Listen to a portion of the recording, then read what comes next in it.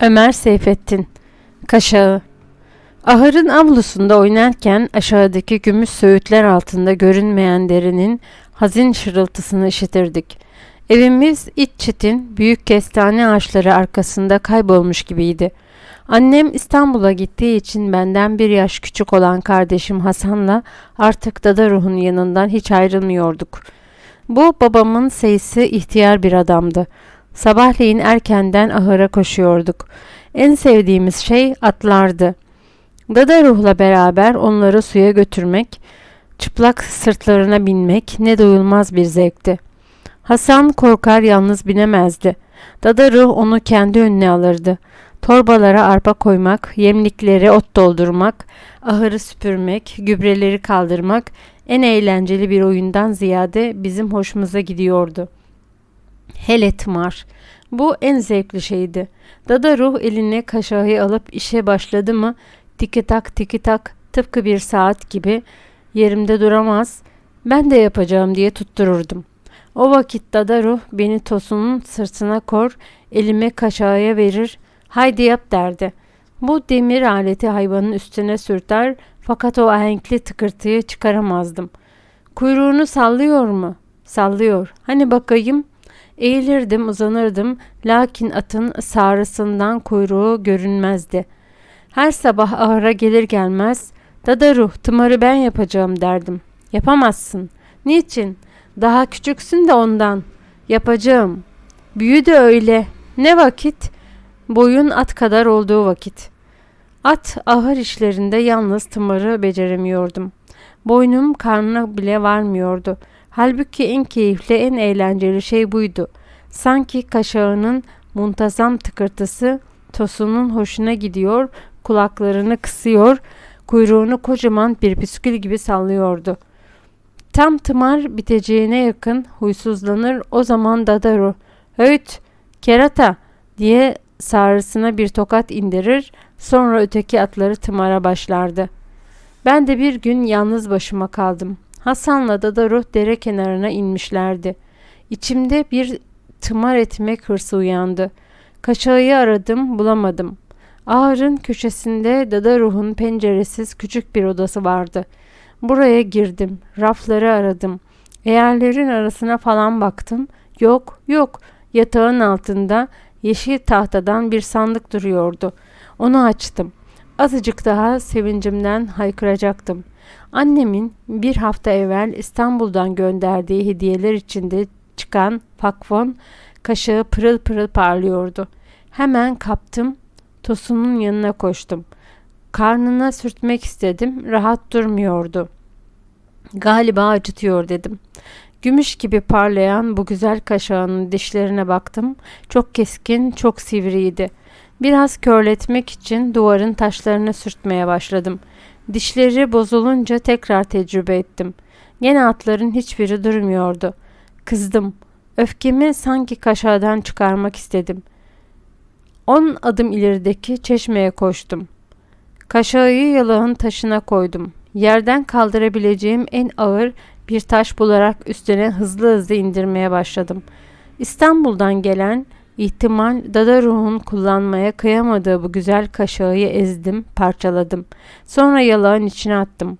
Babam her sabah dışarıya giderken bir kere ahıra uğrar, öteye beriye bakardı. Ben o gün gene ahırda yalnızdım. Hasan evde hizmetçimiz Pervin'le kalmıştı. Babam çeşmeye bakarken yalağın içinde kırılmış kaşağı gördü. Dada Ruh'a haykırdı. "Gel buraya. Çıkar bakayım şunu." Nefesim kesilecekti. Bilmem neden çok korkmuştum. Dada Ruh da şaşırdı. Kırılmış kaşağı meydana çıkınca babam bunu kimin yaptığını sordu. Dada Ruh, "Bilmiyorum," dedi. Babamın gözleri bana döndü. Daha bir şey sormadan "Hasan," dedim. "Hasan mı?" "Evet, dün Dada Ruh uyurken odaya girdik. Sandıktan aldı. Sonra yalağın taşında ezdi." "Niye Dada Ruh'a haber vermedin?" "Uyuyordu." "Çağır şunu bakayım." Çitin kapısından geçtim. Gölgeli yoldan eve doğru koştum. Hasan'ı çağırdım. Zavallının bir şeyden haberi yoktu. Koşarak arkamdan geldi. Babam pek sertti. Bir bakışından ödümüz kopardı. Hasan'a dedi ki, Eğer yalan söylersen seni döverim. Söylemem. Pekala, bu kaşığı niye kırdın? Hasan, Dada Ruh'un elinde duran alete şaşkın şaşkın baktı. Sonra sarı saçlı başını sarsarak, ben kırmadım dedi. Yalan söyleme diyorum. Ben kırmadım. Babam tekrar, doğru söyle, darılmayacağım. Yalan çok fenadır dedi. Hasan inkarında inat etti. Babam hiddetlendi, üzerine yürüdü. Utanmaz yalancı diye yüzüne bir tokat indirdi. Götür bunu eve. Sakın bunu bir daha buraya sokma. Hep Pervin'le otursun diye haykırdı. Dada Ruh ağlayan kardeşimi kucağına aldı. Çitin kapısına doğru yürüdü. Artık ahırda hep yalnız oynuyordum. Hasan evde mahpustu. Annem geldikten sonra da affetmedi. Fırsat düştükçe o yalancı derdi. Hasan yediği tokat aklına geldikçe ağlamaya başlar, güç susardı. Zavallı anneciğim, benim iftira atabileceğime hiç ihtimal vermiyordu. Acaba aptal Dada Ruh atlara ezdirmiş olmasın derdi. Ertesi sene annem yazın gene İstanbul'a gitti. Biz yalnız kaldık. Hasan'a ahır hala yasaktı. Geceleri yatakta atların ne yaptıklarını, tayların büyüyüp büyümediğini bana sorardı. Bir gün birdenbire hastalandı. Kasabaya at gönderildi. Doktor geldi, kuş balazı dedi. Çiftlikteki köylü kadınlar eve üşüştüler. Bir takım tekir kuşlar getiriyorlar, kesip kardeşimin boynuna sarıyorlardı. Babam yatağının dibinden hiç ayrılmıyordu. Dada Ruh çok durgundu. Pervin hüngür hüngür ağlıyordu. Niye ağlıyorsunuz diye sordum. Kardeşim hasta. İyi olacak. İyi olmayacak. Ya ne olacak? Kardeşin ölecek dedi. Ölecek mi? Ben de ağlamaya başladım.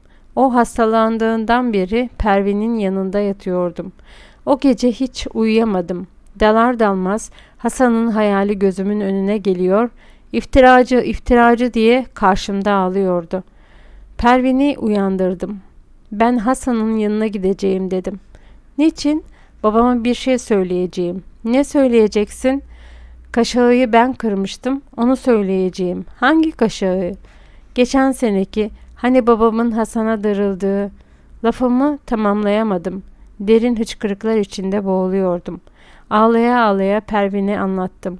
Şimdi babama söylersem Hasan da duyacak, belki beni affedecekti. Yarın söylersin dedi. Hayır, şimdi gideceğim.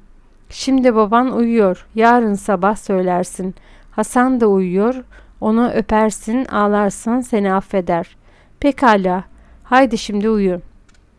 Sabaha kadar gene gözlerimi kapayamadım. Hava henüz ağrırken Pervin'i uyandırdım. Kalktık. Ben içimdeki zehirden azabı boşaltmak için acele ediyordum.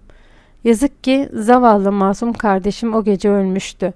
Sofada çiftlik imamıyla Dada Ruh'u ağlarken gördük. Babamın dışarıya çıkmasını bekliyorduk. Falaka. Her sabah çarşı caminin arkasındaki harap zaptiye ahırlarının önünden bir serçe sürüsü gibi cıvıldayarak geçerdik.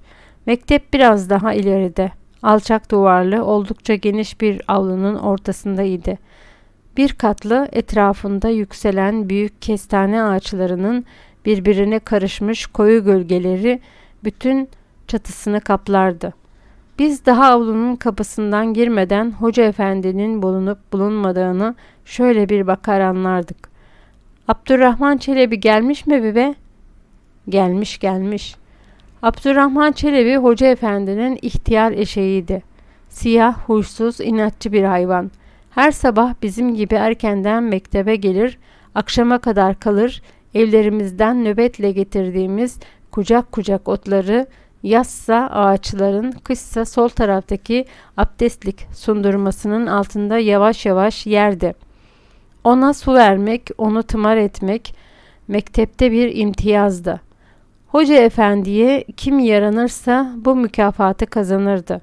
Mektebin kapısına dar ve taş merdivenle çıkılırdı ve içeri girilince ta karşıya Hoca efendinin rahlesi gelirdi. Rahlenin önünde top yavrusu müthiş ve tuhaf bir tüfek gibi siyah kayışlı ağır falaka asılı dururdu. Hepimiz 40 çocuktuk. Kızları birkaç ay evvel bizden ayırarak başka yere kaldırmışlardı. Sınıf ayrımı filan yoktu. Elif Bey'i, Amme'yi, her şeyi bir ağızdan okuyor, rakamları bir ağızdan sayıyor, bir ağızdan ilahi söylüyorduk. Bütün derslerimiz yeknesak ve umumi bir bestenin asla manalarını anlayamadığımız güfteleriydi. Hoca efendi aksakallı, uzun boylu, bağırtkan bir ihtiyardı. Yaz kış daima cübbesiz abdest almaya hazırlanmış gibi kolları, paçaları çıplak ve sıvalı yerinde otururdu. Öğleden sonra çarşı camiini süpürmeye gidip hiç gelmeyen kalfa daha gençti. Müezzinlik de yapıyordu. Bize şeker, leblebi, keçi boynuzu, hünnap, iğde vesaire satardı. Gönen'den geldiğimiz günden beri bu mektebe de devam ediyordum. Ama dersten hiç haberim yoktu. Bir ağızdan okumaya başladık mı, ne olursa olsun ben de karışır bağırmaya başlardım. En birinci zevkim falaka tutmaktı. Fakat bir gün hakim efendi ile setre pantolonlu gülmez suratlı biri geldi. Kaymakam bey, kaymakam bey dediler. Sakalsız, esmer, uzun boylu, aksi bir adam. Kapıdan girer girmez hoca efendinin işareti üzerine hepimiz ayağa kalktık. Birisini çağırıyormuş gibi elini ve başını sallayarak bizi oturttu. Hepimizi ayrı ayrı gözden geçirdi. Birkaçımızı okutmak istedi. Halbuki biz tek ağızla ve ahenksiz okuyamazdık. Yüzünü buruşturduk. Yere bakarak başını salladı. Sonra gözlerini hoca efendinin başında asılı duran falakaya dikti. Baktı. Ömründe ilk defa bir falaka görüyormuş gibi dikkatle baktı. Döndü, selam vermeden çıkarken "Biraz dışarı gelir misiniz hoca efendi?" dedi. Hoca efendi titreyerek divan duruyor gibi kollarını önüne kavuşturarak yürüdü. Hakim efendi ile kaymakamın arkasından bahçeye çıktı. Dışarıda ne konuştuklarını bilmiyorduk. Lakin falaka ertesi gün yerinde yoktu. Falaka yasak olmuş diyorlardı. Sözde kaymakam bey yasak etmiş. Dayak korkusu kalkınca biz 40 çocuk öyle azdık, öyle kudurduk ki. Ne yaptığımızı bilmiyor, artık hiç hocayı dinlemiyor, yüzüne leblebi atıyor, minderine iğne koyuyor, pabuçlarını saklayıp onu saatlerce arattırıyorduk, yalvartıyorduk. Dayaksız bizi okutamayacağını anlayan hoca efendi nihayet yine bir gün falakaya çıkardı. Ama başı ucuna asmadı. Oturduğu minderin arkasına sakladı. Fakat şimdi kim kabahat yaparsa eskisinden fena dövüyordu. İyice hatırlıyorum. 40 çocuk hepimiz anlaşmıştık. Ara müzevir çıkmıyor, hoca efendiye karşı tek bir vücut gibi hareket ediyorduk. Bir gün bahçede söz birliği ettik. İçeride hepimiz birden esnemeye başladık. Hoca efendi de esnemeye başladı. Zavallı ihtiyar uyuverdi.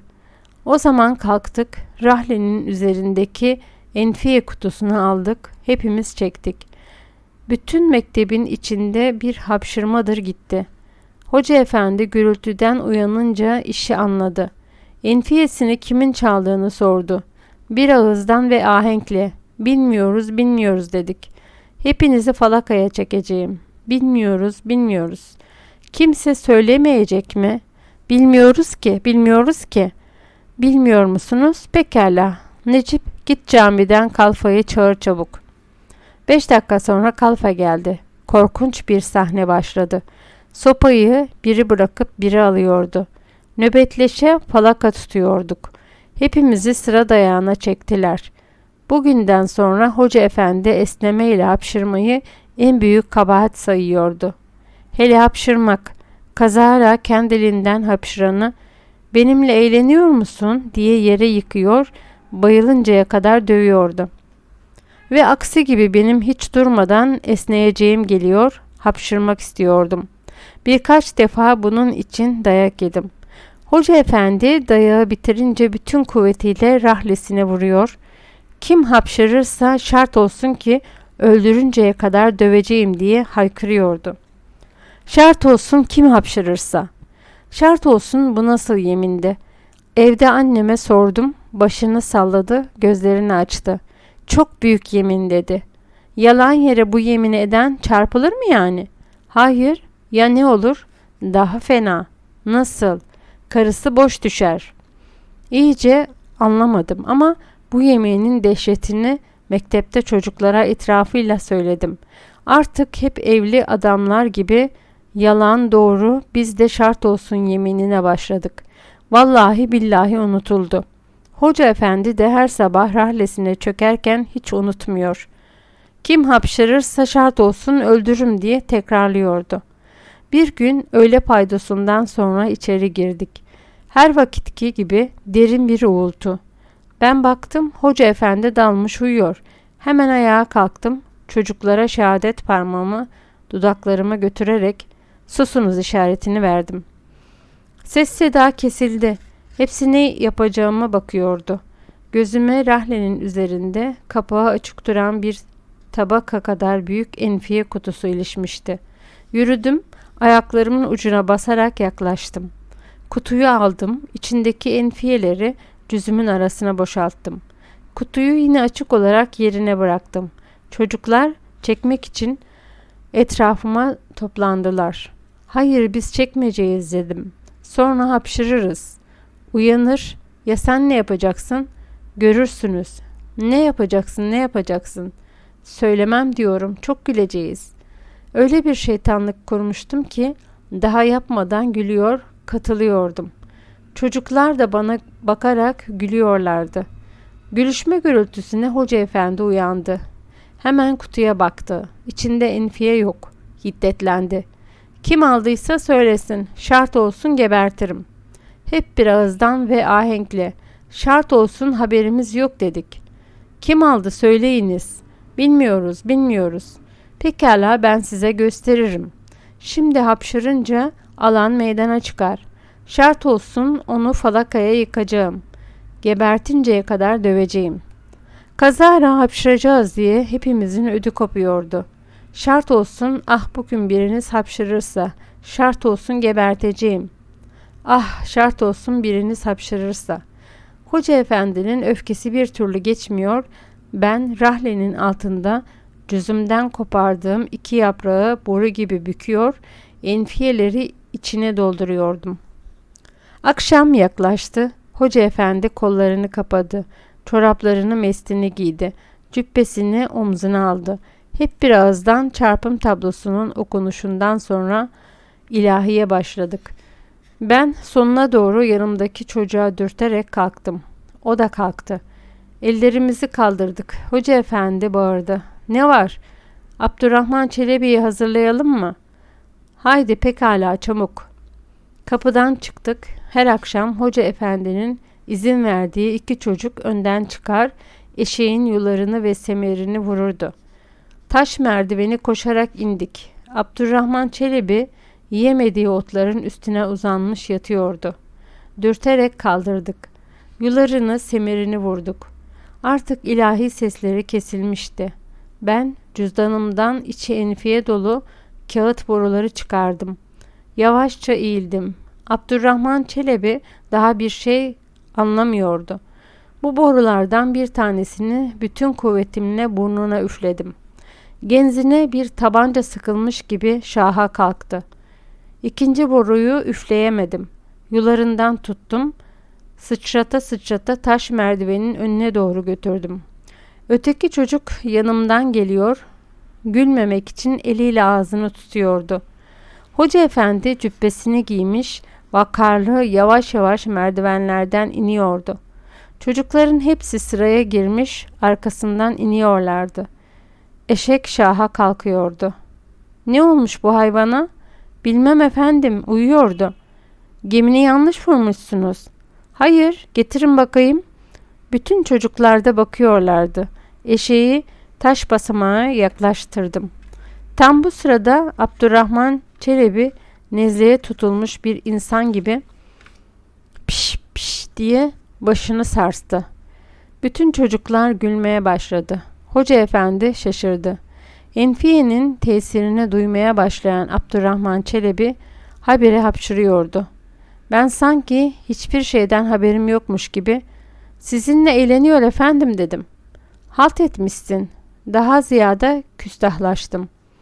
Bunu da falakaya yıkmalısınız. O hayvan o.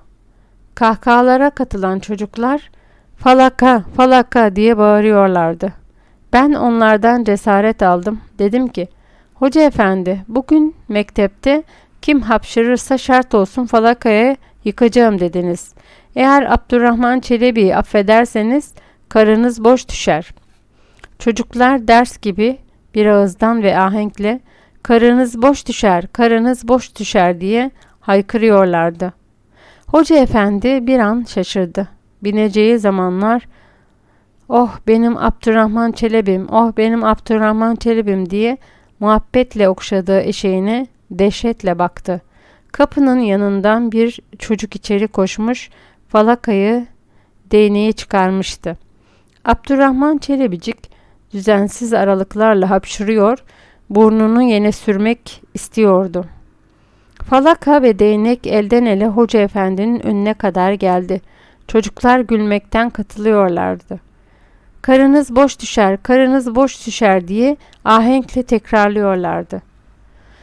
Çocuklara mı, eşeğe mi, neye kızdığını bilmeyen hoca efendi elinde olmadan yıkınız emrini verdi. Belki 20 çocuk Abdurrahman Çelebi'nin başına üşüştük. Uzun bir uğraşmadan sonra yere yatırdık. Arka ayaklarını falakaya taktık. Hoca efendi sopayı eline aldı, nallar gibi tak tak vurmaya başladı. Eşek debeleniyor, çocuklar bağırıyor, gülüyor, naralar atıyorlardı. Müthiş bir gürültü, ansızın arkadan bir çocuk "Kaymakam Bey" diye bağırdı. Hepimiz sustuk, yüzümüzü avlu kapısına çevirdik. Siyah setre pantolonlu, kırmızı fesli, ekşi suratlı bir adam. Sağında solunda birer zaptiye dimdik duruyordu. "Ne oluyor hoca efendi?" diye seslendi. Hoca efendi fena halde şaşaladı. Önüne baktı, değnek elinden düştü. Falakayı tutanlar bıraktılar. Kurtulan ürkmüş eşek çifte ata ata kestane ağaçlarının altına kaçıyor, hem de avazı çıktığı kadar anırıyordu. Kaymakam avluya girdi, yavaş yavaş yürüdü. Mektebin önüne yaklaştı, kaşları çatılmıştı. Hiddetle tekrar sordu. "Ne yapıyorsunuz?" Efendim." Hoca efendi kekeliyordu. "Ne? Şart etmiştim." "Ne demek?" "Hapşıran için." "Ne hapşıranı?" "Eşek hapşırdı." "Eşek mi hapşırdı?" Çocuklar hem hapşırıyor hem gülüşüyorlardı. Kaymakam onuruna dokunan bu arsızlığa hiddetlendi. Isıracak gibi dişlerini göstererek "Defolun bakayım oradan terbiyesizler" dedi. Biz korktuk ve hemen sustuk. Sonra şaşkın ve perişan yere bakan hoca efendiye döndü. "Benimle beraber geliniz." Ve kaymakam önde, zaptiyelerle hoca efendi arkada çıkıp gittiler. Bundan sonra mektepte ne falakayı gördük ne de hoca efendiyi. Şimdi ben kimi hapşırırken görsem pek küçükken yaptığım bu tuhaf ve ızdırap veren olayı hatırlarım. Gülümserim. Kalbimde belirsiz bir acı sızlar. Benim yüzümden hocalıktan kovulan, belki de aç kalan bu aksakallı fakir ihtiyarın hayali karşıma dikilir. Zaman geçtikçe hafifleyecek yerde daha ziyade ağırlaşan bir vicdan azabı duyarım. Fakat bunun gibi hayattaki her gülünç şeyin altında görünmez bir facia yok mudur?